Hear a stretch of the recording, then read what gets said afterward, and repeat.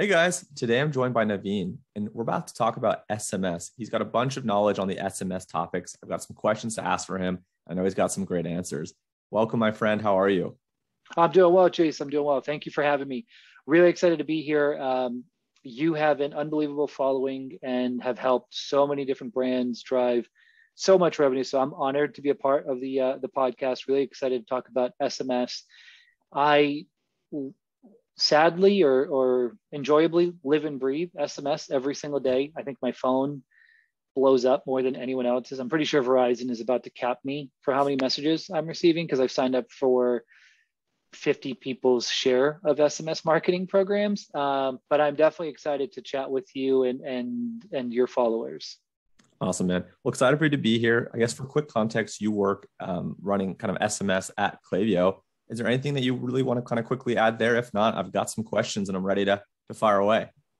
Yeah, I've been with Klaviyo for about 4 years now. Klaviyo has been focused on SMS for the last 2.5 years, which is really exciting. We're seeing tremendous success with this channel and helping brands really own email and SMS together. A lot of customers have been asking for it and have loved how easy it is to set up email and SMS. And one of the things that I just like to highlight, and when I talk to brands, is Klaviyo is all about building the best subscriber experience, and being able to have email and SMS together in one solution. Just make sure that you're not over communicating. Something that sounds odd for someone who sells SMS every day is sometimes the best SMS message is the one you don't have to send. If someone's engaging with email content, why send them the same content in a text message? That's something that I like to highlight. It helps a lot of brands, reduce their cost actually, because they're not sending to everybody. But that's all. That's going to be my only, or hopefully my only Klaviyo plug. But if anyone has any questions, feel free to reach out to us. Sweet. All right, man. Let's dive in. So we're about to head into Q4, right? Holidays are coming up. Why, in your opinion, should brands be looking to leverage SMS in particular for the holidays? Yeah, it's a great question. It's a question that I'm getting all the time. I think one of the biggest reasons is, and you're familiar with this, I'm sure everyone is familiar with this. Think about your inbox last year. How many emails did you get during the holidays? 2 weeks, a week before, 3 days before? Your email was flooded. How do brands actually cut through that noise? Not just with I'm not talking about Gmail's algorithms where your emails are getting filtered into promotions or spam or even worse, just not getting delivered. But there are just so many emails that people are getting. SMS is a channel that can help you cut through that noise and really get in front of your subscribers in a meaningful way. I like to say that your SMS subscribers are definitely already your VIP subscribers, so they're probably engaging with your content, but they're still getting so many different emails that they might miss out on some of the really important promotions or new product launches or items coming back in stock that you're sending. Whereas with SMS, you're able to connect with them on a device that they're on all the time. I mean, again, like I said, I live and breathe SMS, but I'm on my phone almost all the time. There are countless stats out there that say 90 to 98% of messages are read within the first 3 minutes. I don't know who's taking that long. I get a text message, I pretty much read it right away. So the immediacy, the urgency that happens is really important.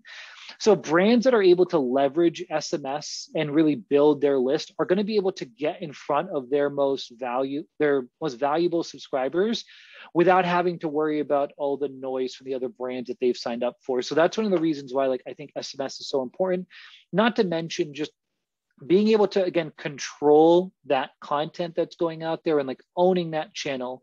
We all know all the changes that are happening with iOS, with Facebook and security and privacy. With SMS right now, you can, as long as you get consent from your subscribers, you can message them and you can make sure that you're staying in front of them. So being able to build that list, it's a really valuable way to stay connected through these very busy holidays. Yeah, makes sense. So you've sold us on using SMS for the holidays. In terms of people that want to start doing it, when should brands look to start launching their SMS efforts so that way they can leverage it for the holidays in particular? 2 months ago, but we can't go back in time. Immediately, I think typically what Klaviyo has seen is it takes about 2 to 3 months to really grow your SMS list. You can get started really easily. That's something that's you just have to add a consent field. Shopify recently made a change where now you can collect consent on the Shopify core page, which you could always do on the Shopify Plus one, which is great. And again, Klaviyo can connect into that really easily, and you can start building your list right away. But you really do want to get started as soon as possible because you want to be able to build a good list that you can start marketing to. I don't think there's any issue with if you get too close to the holidays, do you just stop? No. Something that a lot of brands that I talk to, especially some of the larger brands I talk to, they're like, Navin, this is great. We're going to do it right after the holidays. And I'm like, that's such a missed opportunity. Let me ask you, your website traffic is going to spike during the holidays, correct? And they're like, everyone is like, yes, absolutely. We are just going to absolutely crush. That's what our plan is. So if that's the case, why wouldn't you use the holidays as well to grow your list? We're all going to, all our customers, all these brands are going to see spikes during the holidays. The best brands are those that are able to continue that conversation with their subscribers, and to do that, getting SMS consent, so that way you can have those one-to-one conversations at scale is going to be really important. So while, again, I've talked about needing it for the holidays, it's also super important so that you can continue to harvest that list as much as possible. So after the holidays, you can send thank you text messages, review text messages. You could send special offers to try to see if you can not spike sales, but grow sales in the less busy months, early in the year, or when new products are just being developed. It's a great way for you to continue to stay in contact with subscribers, which is one of the reasons why I think it's a missed opportunity if you're not collecting during the holidays. I think you should collect immediately so you can use that list for the holidays, but you definitely want to be collecting during the week leading up to Black Friday, Cyber Monday, Christmas. If you want to be collecting, because that's going to help you drive or grow that list exponentially. Awesome. In terms of growing the SMS list, I know you kind of alluded to and mentioned the fact that you can collect it, at checkout and kind of on purchase. How else can brands, grow their SMS list? Yeah, I think some of the ways that I've recommended brands to grow the SMS list, leveraging sign-up forms is going to be really important. I'm a big fan of the multi-step form. Two-step is cool, but I think there are different things that you should do there. So you can ask for an email. So for net new subscribers, and this is something that I'm going to go into a little bit of detail, but for net new subscribers, so people who you haven't gotten consent for email before, what you should do, or what you could do, is have a sign up form that asks them for their email. And then on the next screen, it asks them for their phone number. But if you want to take it a step further, you could also leverage a third screen where you ask them for their birthday, and then a fourth screen where you ask them, what channel do you want us to communicate with you? You could ask them email and SMS. That way you can send communications to them via the channel that they want to hear from you. I also think it's really important because a lot of brands have already built up their email list. That's clear because they've been growing this for, however long they've been in business, they've been growing their email list. What I like to recommend is, and again, you can do this in Klaviyo, but you could create a segment of all email subscribers without SMS consent. And then when those people come back, because we specifically use a first-party cookie, so when they come back to the website, you can see that. You could show that individual a specific sign-up form that says welcome back, give us your phone number to be the first to know, give us your phone number to get X% off or free shipping or whatever incentive you want to provide. So that way you can actually target your email list and convert those individuals into SMS subscribers. Those are two ways to leverage forms. Some of the other things that you should do, subscribe keywords is really huge. So you could create the brand name, you could create VIP, join, whatever you want, and you could put that in the banner of an email. I recommend brands put it in their social channels, so text, join to the sending number that you have. That's a great way to get subscribers to join. You can do that on Instagram. Instagram swipe up is really valuable. And I mentioned, but you could also send an email to your email subscribers with an embedded form that says hey, we're launching SMS. Do you want to be, do you want to be the first to know? Or again, if you're including an incentive, give them an incentive. I was talking to a brand a couple of days ago. They're we don't need to do incentives. Great. That means your customers want to be the first to know because you sell out all the time. Give them the opportunity to give you their phone number. And those people that consent to SMS, when something comes back in stock or a new product launch, instead of sending a discount, give them a 2-hour head start. So like I work with a lot of brands that don't discount because they just sell out all the time. I recommend to them, let's say you're doing like a new product drop Friday at noon, send a text out to your SMS subscribers Friday at 9 a.m. saying like, new product drop goes live to everyone at noon, get yours first. It works tremendously for them because it makes those subscribers feel special. And the brand, they're not giving anything away. They're just letting them know. It actually is better for them because they oftentimes sell it even faster than they thought. Nice. Super helpful. I am becoming more and more bullish on SMS over the days and over the weeks. But as an email guy, I got to ask you, when do you send an email versus an SMS? Like, how do you justify one or the other? And how maybe do they work together? Yeah. So that's one big thing that I want to call out. Like, I don't believe SMS will ever fully replace email. I think that like SMS is definitely one of those channels that's absolutely going to stay, especially with the way that individuals are using their phones. But I don't want to say that SMS is going to replace email by any means. I think the best marketing programs that I've seen are SMS complements their email channels. So you want to send emails when you have like long form content, things that need to be saved, things that need to be forwarded, or multiple images, things like that. SMS is for like your short and sweet messages. You need to get something out immediately. So like a flash sale, that's when you want to send an SMS message. A back in stock, an item coming back in stock, SMS works really well. But like for a welcome flow, I actually think it's better. It's really good to use both. So like send a text first and then 30 minutes, an hour later, send them an email just to stay in front of them and let them pick kind of how they want to hear from you. I think times that like a lot of brands, especially brands that are like already doing SMS and email, either in different systems or in one system, sometimes what happens is like you send the same content to the same people, but in both channels. And I think that's the mistake that happens. And like, you're going to see much higher opt-outs from SMS because it is such a personal connection. Again, when my phone buzzes for an email, I let it sit there. When it buzzes for a text message, I look at it pretty quickly. Something that I like to recommend is like not a flash sale, but let's say you're running a sale like for the holidays, like you're running like a week-long sale. Send an email out to everybody. And again, this is based on data that you have, or if you're working with a vendor like Klaviyo or a partner like yourself, like leverage them to tell you this. But like I always recommend, like look at the data that you have, send an email first, create a segment of anyone who received that email but didn't open, and then send that specific segment a text message. So instead of sending the exact same content through email and text, you're only sending to those that never actually engage with your email content. That's been really helpful for our customers because it reduces the opt-outs. And as everyone knows, your master list is your number one asset for any brand. Because if you burn through that too quickly, who are you going to sell to?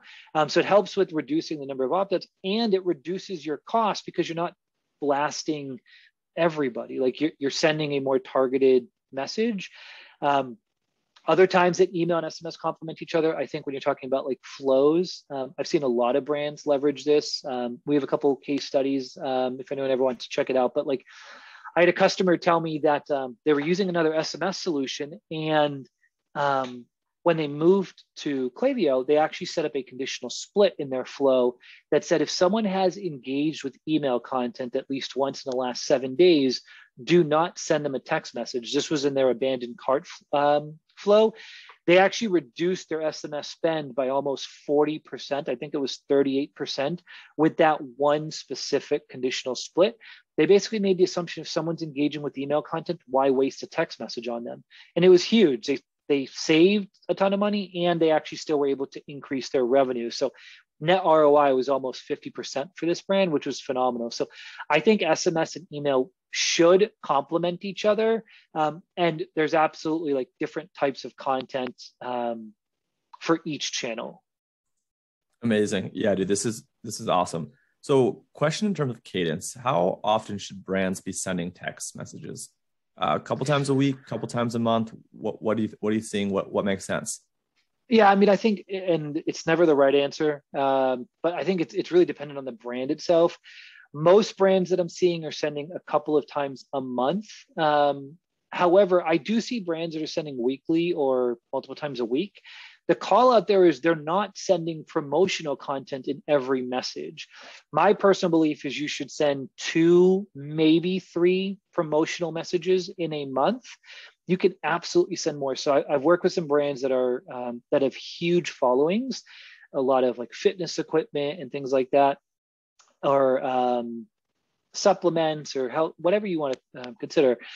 But like, there's a specific fitness brand that I've worked with, and they actually just send out like tips and tricks, exercises, like weekly. I know another brand that sends out like, what was it, like, not meditation songs, but like ways to meditate every week, just to like shut the noise down. And like, obviously, like with working from home, like the mix of work and home, like there's no like time to actually zone out. Like they send messages where they're not selling a single thing. They're just saying like, take 2 minutes and just like do this and make your life better.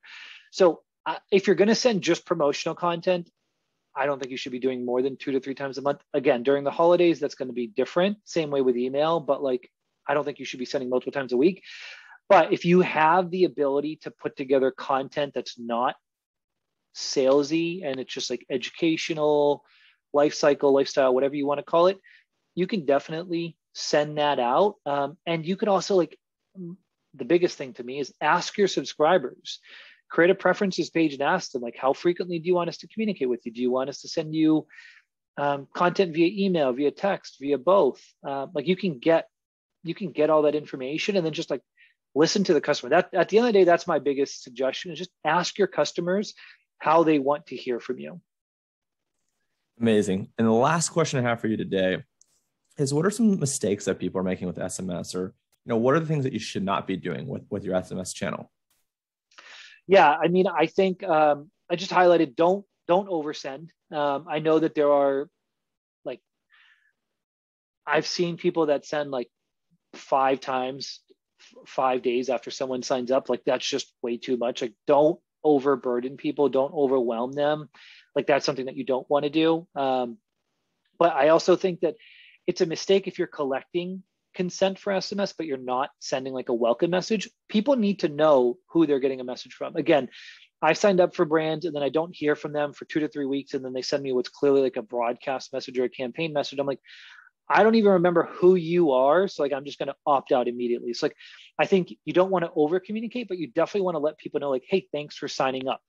When you're getting consent, there's usually like a give and get relationship there.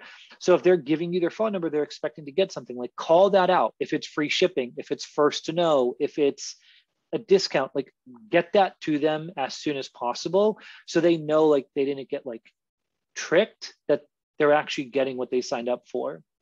I think sending the exact same content through email and text is a mistake. If like, I don't want to get the same message.